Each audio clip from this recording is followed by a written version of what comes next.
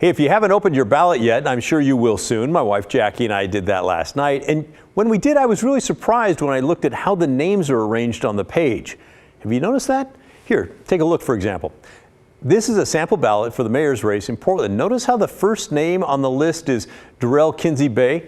But look right below it. The next name is Martin Ward, and below that is Keith Wilson. And then halfway down the page is the last name Ollie. So it's clearly not done alphabetically. What in the world is going on here? Well, I took that question to the Secretary of State's office. They're the ones who start the process here. Turns out the way the names are listed is controlled by both state law and administrative rule. This memo from the Secretary of State's office spells it all out. The law is ORS 254.155. The administrative rule is 165-010-0090.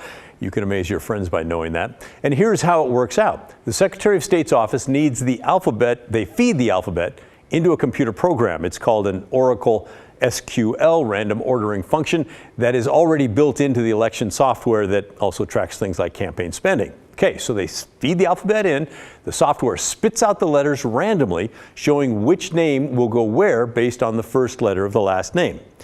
This is the list for the upcoming election. Anyone with a last name that starts with K will be at the top of the list.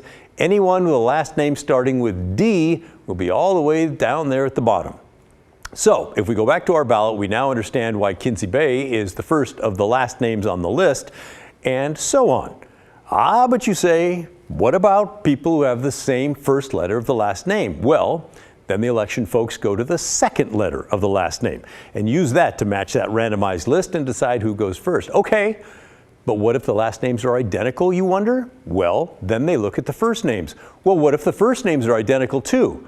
Well, then they look at the middle names. So yeah, they've got this figured out. Hopefully those won't be identical because I didn't see what the rule says. I didn't find any rule of what happens after that. They probably flip a coin. But there you go. Now you know why the names are listed the way they are on the ballots for this year's election.